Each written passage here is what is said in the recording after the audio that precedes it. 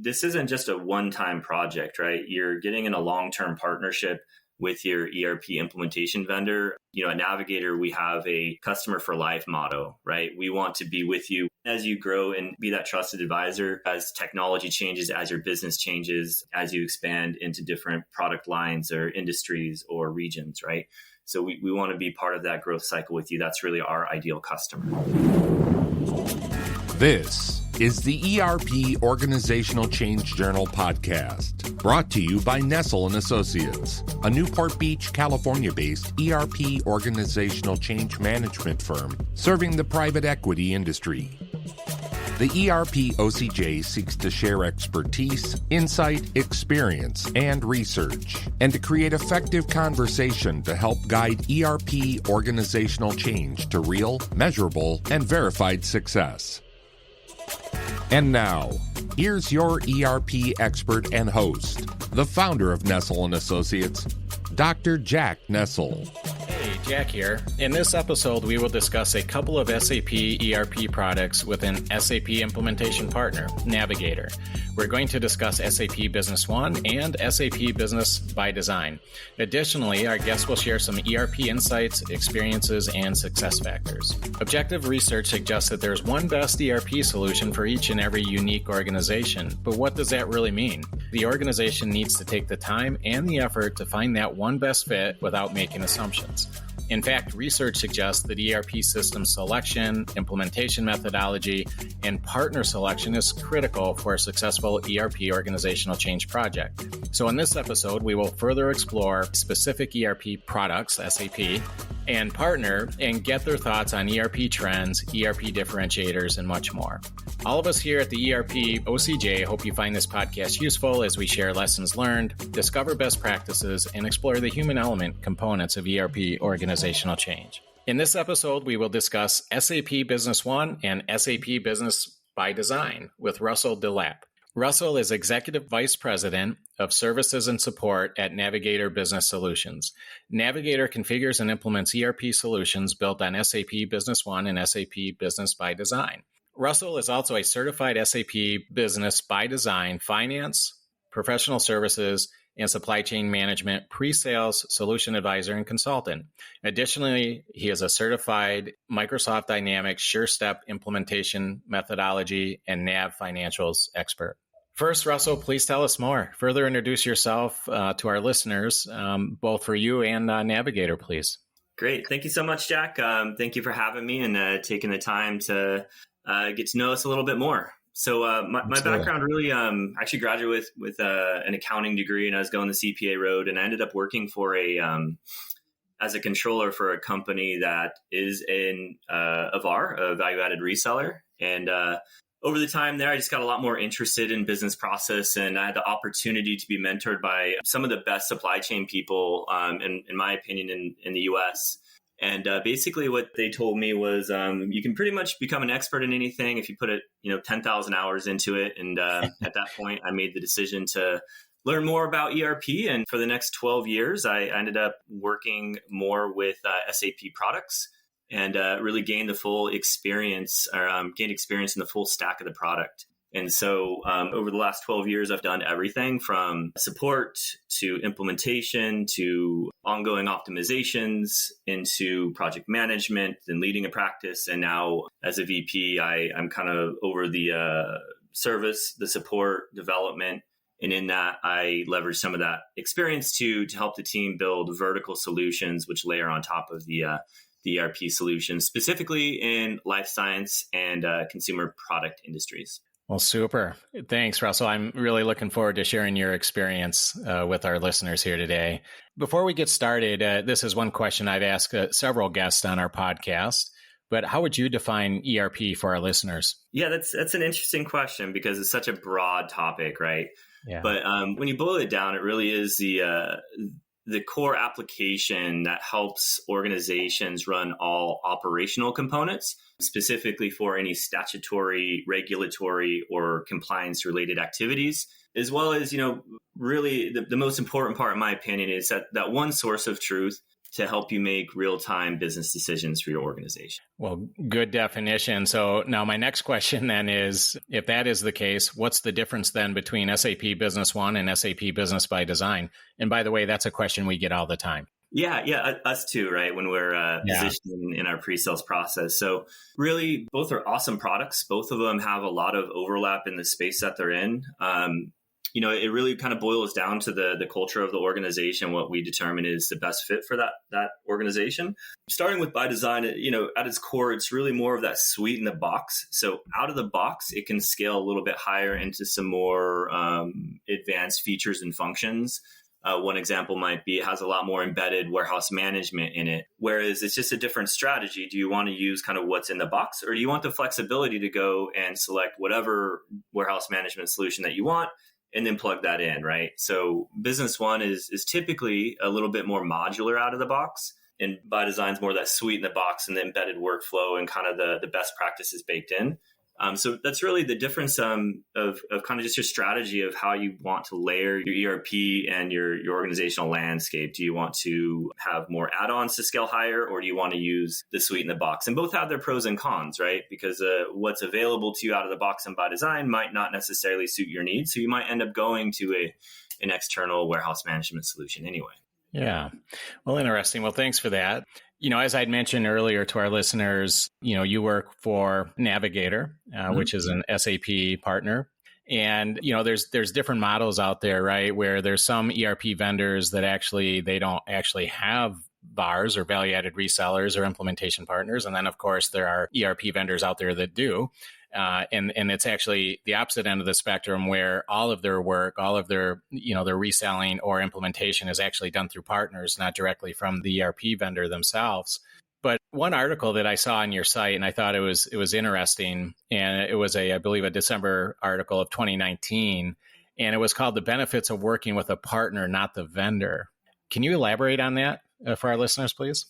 Yeah, typically the vendor, right? The software publisher is a product company at its core, whereas VARs, we're more of a service-centric organization where we value customer experience and customer success at higher levels, whereas the vendor will typically value the life cycle of the product and future-proofing the product, right?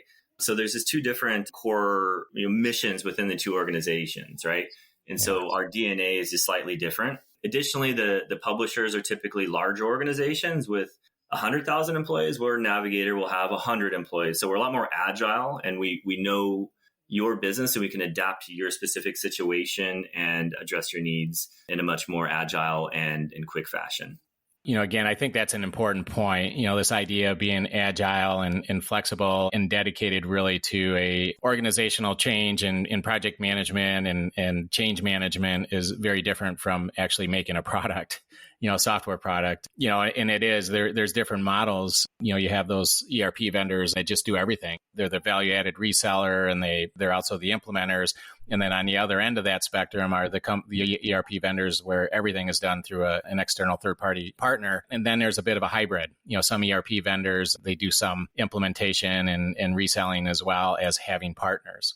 So I thought that was an interesting article, and we'll put that in our show notes for our listeners. So Russell, suppose you're leading a kickoff meeting for an organization that is just starting an ERP implementation. How would you or how would Navigator define for them and describe for them success in terms of ERP organizational change? That's a really good question. One of the first things that we actually do in the handover from our sales to our services team is my project manager, my project sponsor will meet with their counterparts, the project sponsor or project sponsors on the customer side. And we build that project charter. And the first thing to do with them is collaborate and understand what success looks like for them. Why have they made this investment? What is our goal? And how are we going to accomplish that goal? And so we basically add supporting documentation on what they can expect to need.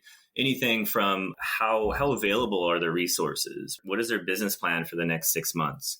Because oftentimes the business isn't going to stop just because you're implementing an ERP system. So we want clear executive leadership and support and buy-in to be able to actually support that definition of success.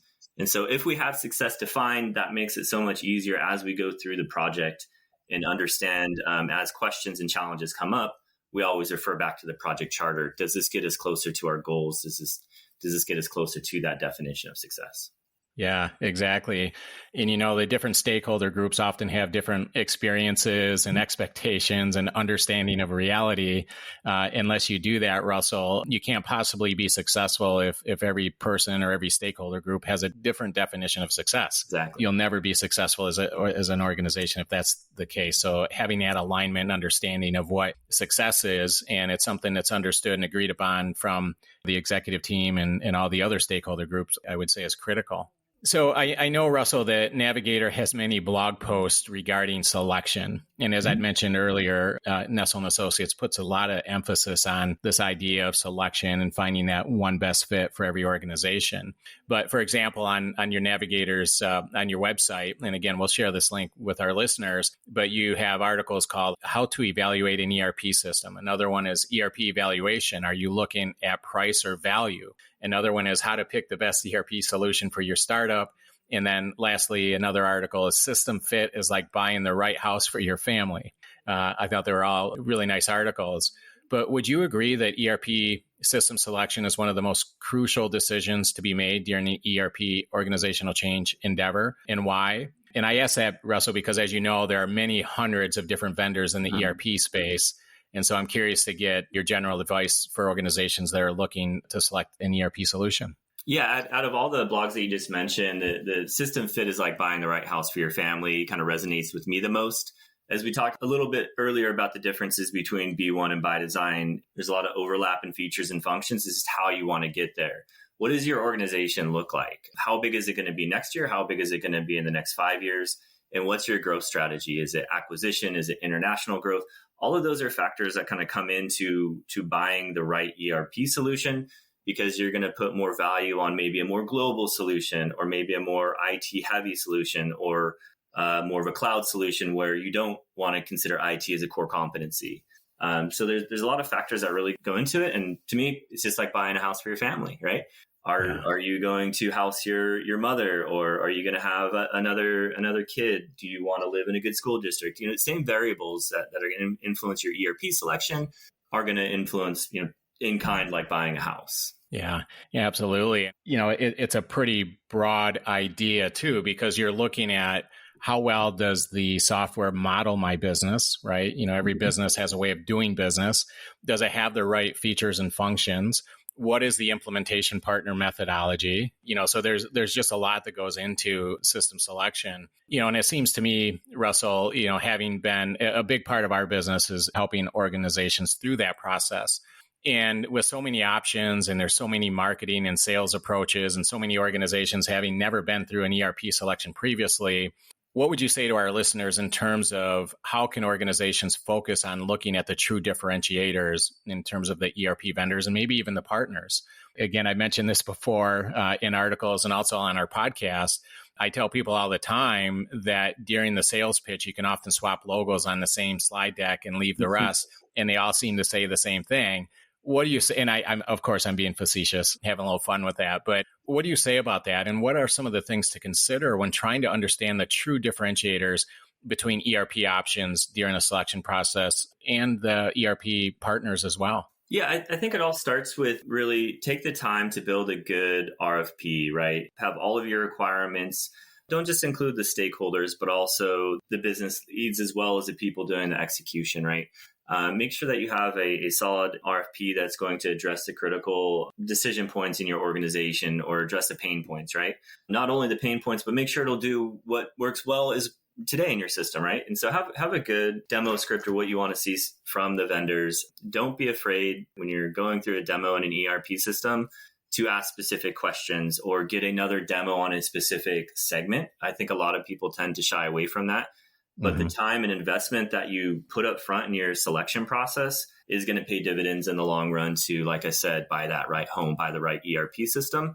When it comes to selecting that vendor, this isn't just a one-time project, right? You're getting in a long-term partnership with your ERP implementation vendor. At Navigator, we have a customer for life motto, right? We want to be with you when you're small and as you grow and help be that trusted advisor with you as technology changes, as your business changes, as you expand into different product lines or industries or regions, right? So we want to be part of that growth cycle with you. That's really our ideal customer. So with that said, another really important factor is you want to know the partner themselves. You want to trust the salespeople, but the most important thing I can tell the listeners right now is meet your project team. You want to be comfortable with the people that are actually going to be on your project, and don't hesitate to ask that before you commit to any contractual obligations, because those are the people that are going to be with you and your trusted advisors throughout the project and the next several years. That's great advice and great insight, Russell. I appreciate that. And especially trust the partner. And just the one point I'll say to that is during the selection process, there's a lot you can do to really figure out if you can trust your partner. Mm-hmm. And I think that's a critical piece, but you have to get that sense for trust. Obviously, before you sign on the line, you've got to know that trust is there and that you're going to have the right people and they're going to be committed and dedicated to your organization. So I think that is often an underestimated aspect of the selection process, for sure. Yeah. Well, also make sure that they have experience in your industry. For example, have they invested in your industry? Is there any specific intellectual property that they have around it? And finally, references. If the partner doesn't have customers that want to reference for them, that's a good indication that they might not be successful in your space. Absolutely. Well, Russell, how would you describe your general understanding of ERP implementation success rates in the field? So I'm not specifically, not just your experience or Navigator, but just in general, what does that look like in terms of success rates? Yeah, that's a really interesting question. I personally pride ourselves on all the way from the marketing to the sales aspect, making sure that prospect is right for Navigator. And so it's one of my roles in the pre-sales process is to make sure that we're engaging the right type of customer that's a good fit for Navigator. So it's a two-way street. It really is. Absolutely. Yeah. Because it is an expensive sales cycle for us, right? Mm-hmm. And so we certainly want to make sure that we're investing in the right prospects.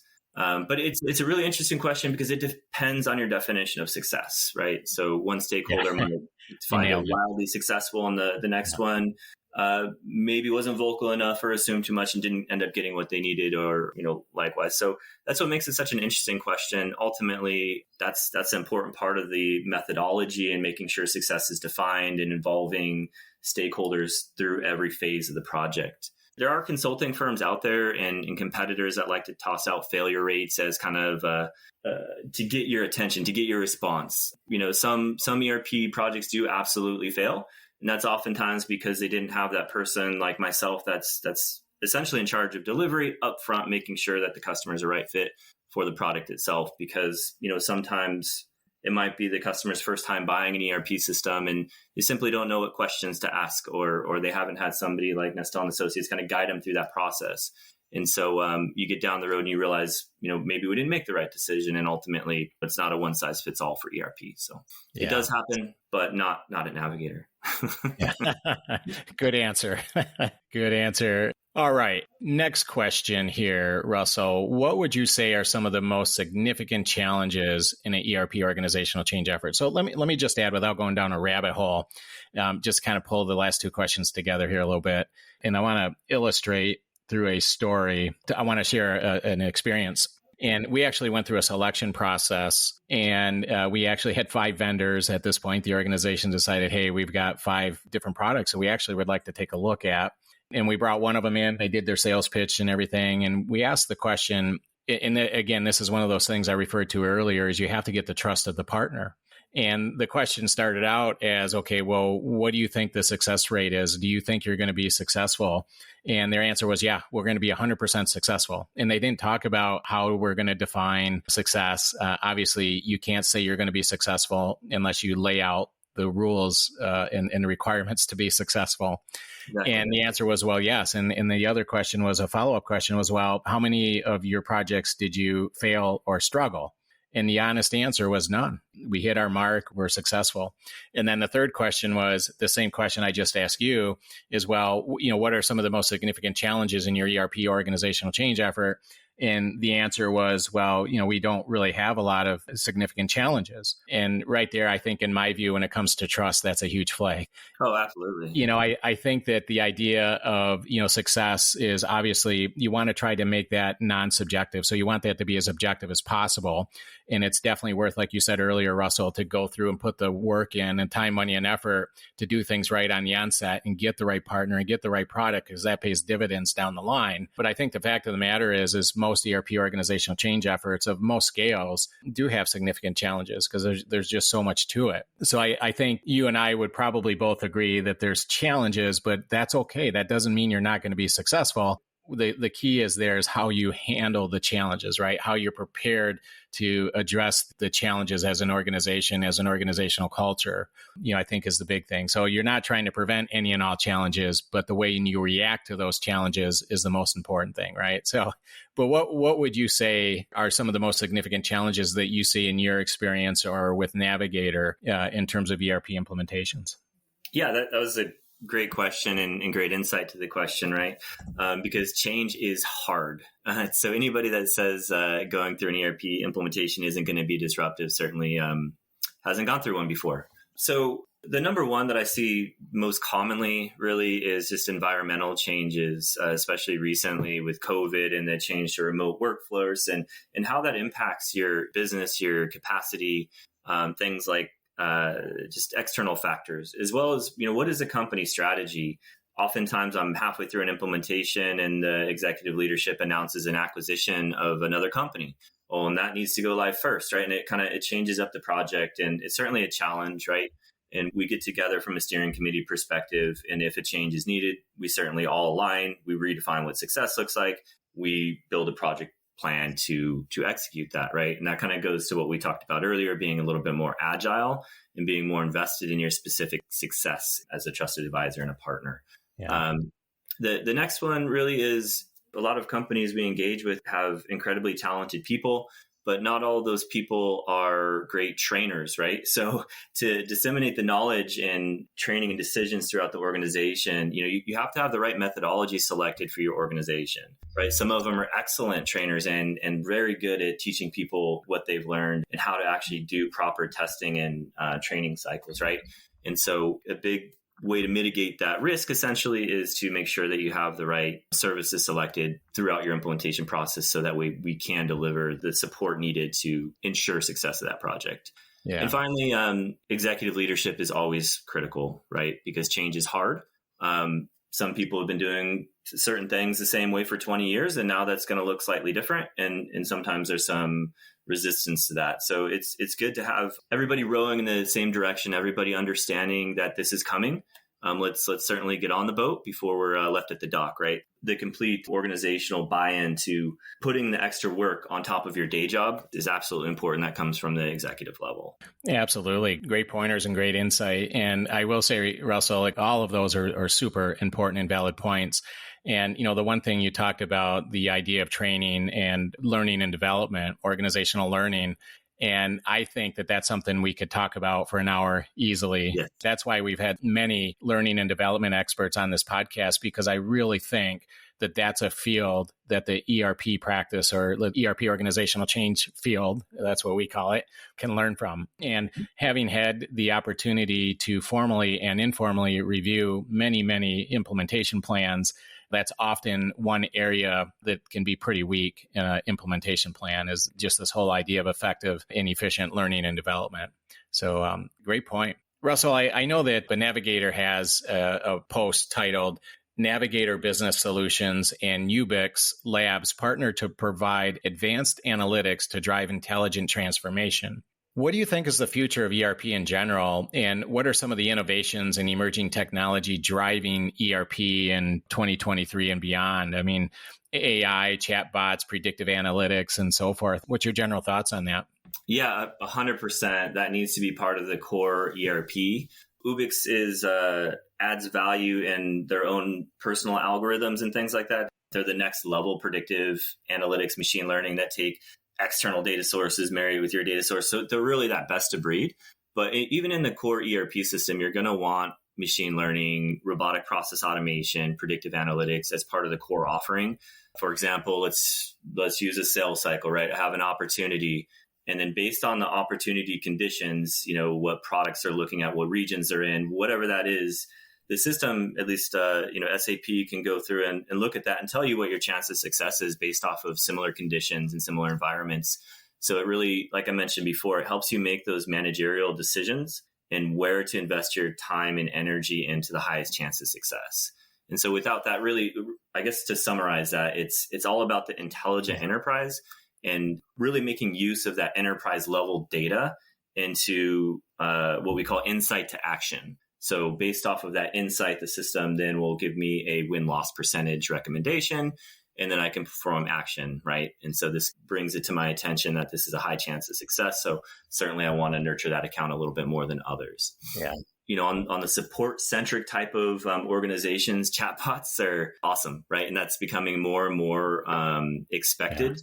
So for any kind of best-of-breed solution, that's the stuff that you want to make sure that your vendor, your software publisher is invested heavily in, because those are very big lifts to kind of put into the core DNA of the product itself. And finally, I mentioned it, but the robotic process automation is something that it's not necessarily new, but it's become more, I'm getting more and more use cases on it. My customers are learning more about it and understanding how it can add use to their businesses. And then we can help facilitate that, right? So anything that you're doing manually or have to go in and change based off of certain conditions, just having the system do that for you automatically is a huge time and value add. So an example of that is you get an email with an attachment on it, and then we can have a bot reading that email, bring it directly into your system and post that supplier invoice and actually match it against a PO for any kind of leveraging machine learning attributes, based on these conditions, look to this area to recognize the data. And I'm getting too detailed, but it's just really cool process automation things that really add value to the user experience, right?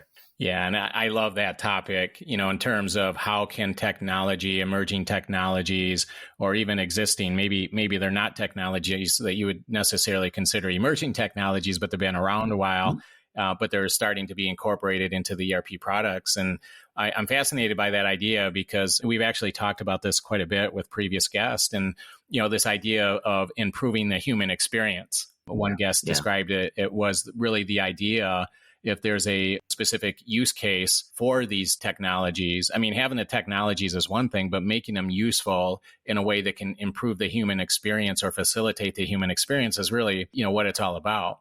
But what a fascinating idea. And just to see where we're going to be 5, 10, 15 years from now with ERP software and how the technology has changed that human experience, I think is a very interesting idea.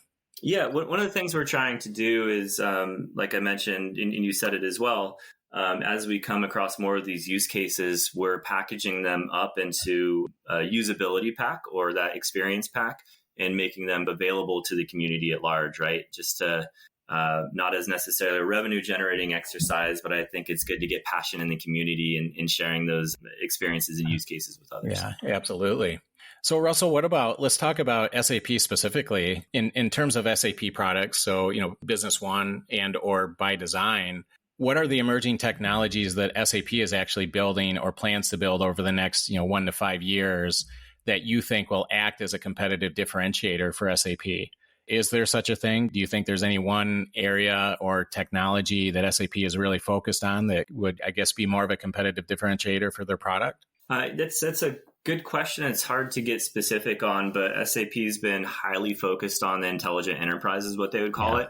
And that's basically a bundle of the last question, right? So now machine learning is free out of the box, right? It has the algorithms and everything in there. You just need to train the data. Robotic process automation, again, it's just free. It's what they're investing in now because it is a stable core product. It's feature rich. And now their focus is more on how do we enhance that human experience or the user experience. And secondly, obviously making the technology future proof, right? So those are the two areas of core investment right now to make SAP that long-term player in the market and that innovative lead. I believe even in the Gartner matrix, they're the highest in innovation of all ERP systems. Hey, Russell, can you do me a favor for our listeners that may not understand? You just mentioned future-proof, having an ERP system that's future-proof. What do you mean by that? Oh yeah, that's a great question. So there are some publishers out there that are, for lack of a better term, just putting lipstick on a pig. But SAP has, invested in the core infrastructure to keep their technology on the latest and greatest, right? So moving from their own databases to the hyperscalers, right? Because that is the future of how technology is trending. Changing technology from a Silverlight technology to a HTML5 technology, right? Being on the cloud, a true cloud model, not a on-premise system hosted in the cloud, is really that initiative, right? And it's their responsibility to update their maybe legacy technology into where technology is trending and to future-proof it, right? That was a great point. I really wanted to emphasize that for our listeners. That's something to be aware of, absolutely, because you're right. There are ERP vendors that perhaps do put lipstick on a pig, and that can get pretty clunky, and that causes all sorts of problems eventually, especially if, as you'd mentioned, all these various technologies, as you try to, I guess, improve your product by taking advantage of these technologies, if you're not future-proof, that can bring some challenges for sure. Well, kind of along the same lines, Russell, there is another article. This is on Navigator's website, and it's open source ERP systems for small business, pros and cons. And for our listeners' benefit, they may or may not know that there's nearly, I'm not sure what the exact count is right now, but at one point there was nearly 100 ERP vendors in the discrete manufacturing space. I mean, that's a lot of vendors. And some of them actually were open source ERP systems. And I think it's important to understand what that is and what that means. But can you explain to our listeners, Russell, open source and what it is and what are some of the pros and cons? Yeah, there's a lot of different shapes, sizes, and colors out there for open source, but typically they're basically free and accessible to anybody. You basically take that open source ERP system and then you can develop into it to tailor it to your needs, which could be very cost effective ERP option for some early startups. However, that means that developer that you use is really going to be the only one that knows how things were built. And then they're oftentimes working on functional specs given to them and not necessarily, understanding best practices. So what we find in the open source era is turns into this cobweb of code and band-aids that are just stacked on top of each other. Like I said, it's very cost effective, but there's a lot of drawbacks to something like that. There's oftentimes not a solid software development lifecycle process that keeps the code validated and up to date. As well as anytime your business changes, it's going to typically require code or augmentation to what's already been built to facilitate that change or that growth. I haven't ever seen open source ERPs last very long for organizations that are growing, but it is an extremely cost-effective way to get started in the ERP space. Yeah. And they do exist, obviously, but I agree with your points. And there's actually, of course, people, they have written papers on the idea of the value and pros of open source. And they tend to be the ones that are probably associated with the particular vendor. But I think it's important to let our listeners know that such a product does exist. Russell, next, I'd like to circle back on a part of the conversation we were having earlier around trust and challenges in an ERP implementation. So what do you think is more likely? One, nearly perfect success with no major challenges, or two, some challenges, but the organization endures, usually due to a strong culture and therefore realized success. What's more likely, one or two? Oh gosh, I want to say one, but that really depends on the fit and the investment in industry. But just to be totally honest, is normally number two for at least a day one go live. It's that 5 steps forward, 3 steps back thing. We're not trying to be perfect on day one, but we're trying to achieve the definition of success on day one. And then in 6 months to 12 months is typically when the users have adopted the system, and can basically provide better feedback. So we can turn the more detailed dials to then achieve that number one and ultimately start really getting that ROI out of the system and achieving that level of success that was defined. Yeah, good answer. You passed one of my trust questions. So very good. Jack, I'm sorry. Yeah. Something that's popped into my mind on the open ERP question, at least in our space, one of the biggest concerns is data security and data privacy, and the liability that is now on companies to keep data secure. Is open source ERP oftentimes has limitations in encryption and things like that. So you might have to get a third party to help do that encryption for you. whereas it's fairly standard within SAP stack to do that encryption on your behalf. So things like that you're going to run into with open source that will present problems. Good. Yeah, great. Thank you for that. And hey, Russell, I do want to circle back to your answer on that last question. And you'd mentioned this idea of going live and, often I think you said 5 steps forward, 4 steps back or something like that.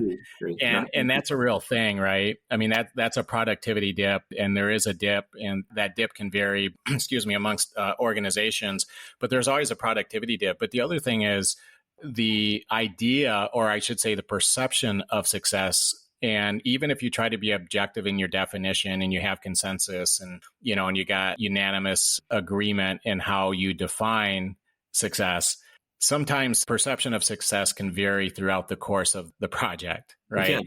Yeah. So I think that's important to realize. And, like you said, you go live, you take 5 steps forward, you take 4 steps back, but you keep working together, you overcome that productivity curve, and eventually most people in the organization would agree, at least their perception of success is aligned. But people's view of success depends on where you're at in that life cycle, I would say sometimes. So, but good point.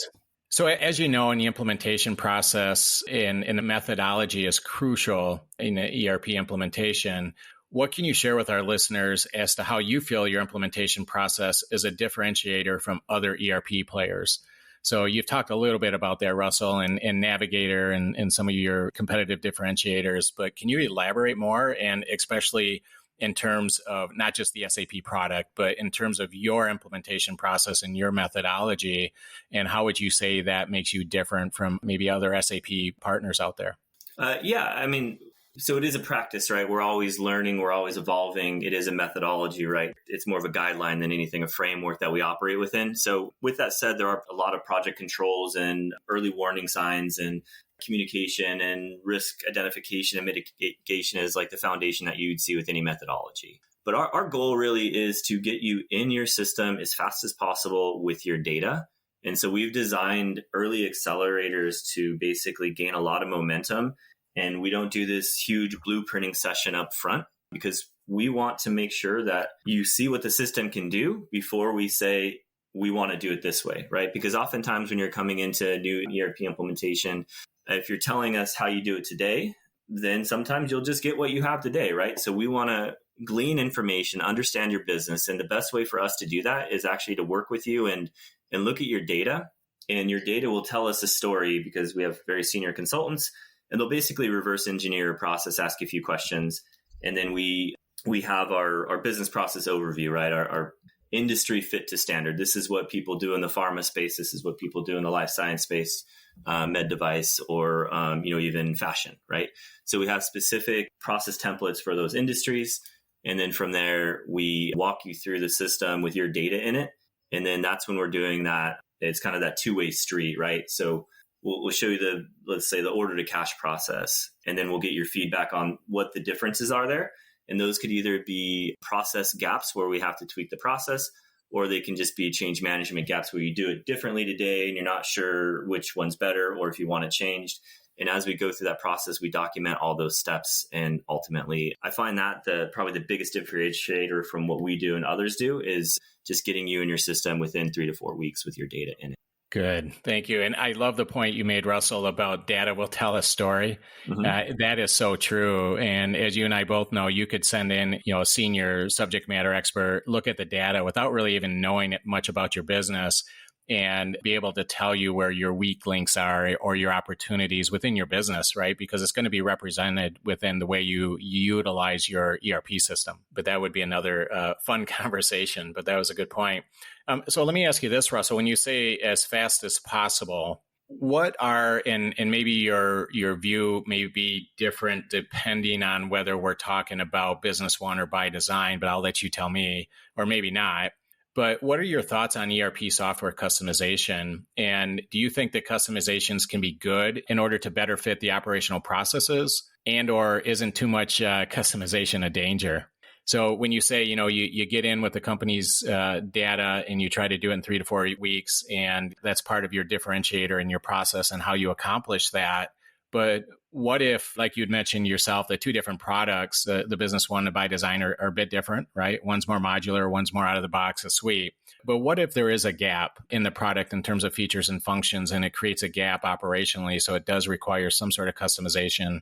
What would that look like between the two products, if at all, or how would you handle that? Yeah, so it happens all the time, right? So we want to certainly leverage what's out of the box first. That's always our approach. Ultimately, it comes to that decision on the customer saying, this is a true gap and we want you to solve it, right?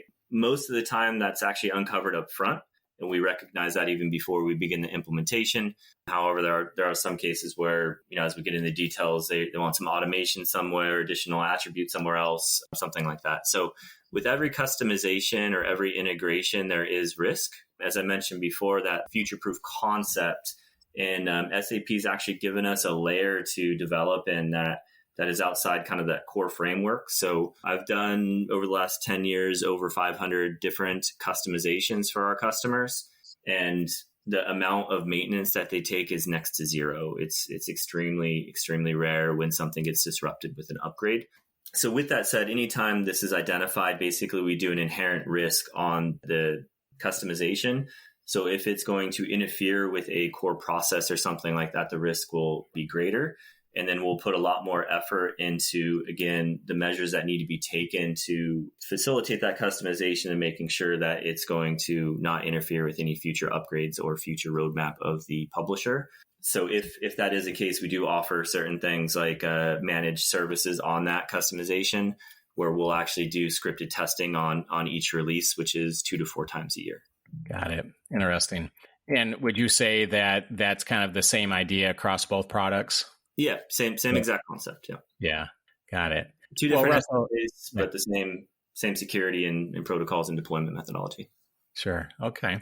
Well, Russell, this has been a fun conversation. If you don't mind, I have 2 more quick questions for you. Mm-hmm. But this has been fun, and I really appreciate your time here. So, supply chain disruption has played a lot of havoc on organizations. Yeah. And your team has an article called Supply Chain Disruption in ERP, Why Digital Connectivity Matters. Can you maybe just share a little bit about that article, or your idea of or thoughts on how ERP is such a critical tool if it's well leveraged and well managed to provide you with that appropriate supply chain visibility and maybe resiliency? Yeah, that's a good question, right? I would answer that slightly different 5 years ago, where it was more of an environmental issue. If there's a fire near your building, you'd have to go and run and grab your servers because you didn't have the data redundancy and things like that.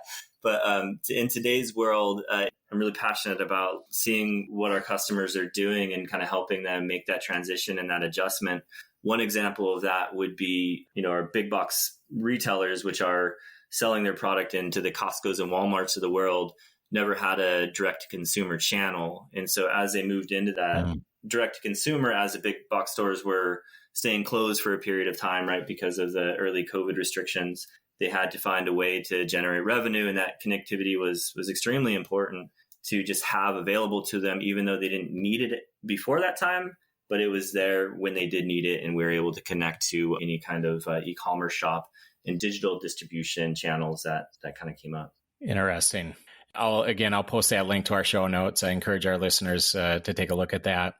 Okay, Russell, one last question here. What's your golden nugget for our listeners today? That is, if you had to distill your work in, your great experience, your insight into 3 or 4 sentences, what would you leave our listeners with today in terms of successful ERP organizational change? Yeah, that's a great question. I would say that the most important thing is select a partner that you trust and want to work with for a long period of time. I think that's most important. Select an ERP system that meets your needs in your industry, but most importantly, that's going to be innovative. Innovative typically means everything from new features, but also a platform that you trust is going to be continually updated in the IT landscape for the next 10, 20 years. And finally, definitely make the move to the cloud if you haven't already. Super. Russell, thank you for your time. I really appreciate it. This has been a fun conversation. And I would love to get you back on here at some point.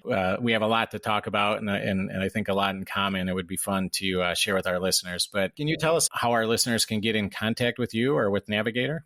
Yeah, absolutely. So the best way to find our contact information is going to be nbs-us.com. And then all the contact information is going to be on there for either sales and marketing. They'll route you to the right place. Sounds good. And of course, we'll have that in our show notes as well. Well, Russell, thank you again. I really appreciate it. And we'll be in touch and we'd love to get you back on here soon. Thank you so much, Jack. You bet. Take care. Thank you for joining us for today's episode of the ERP OCJ podcast.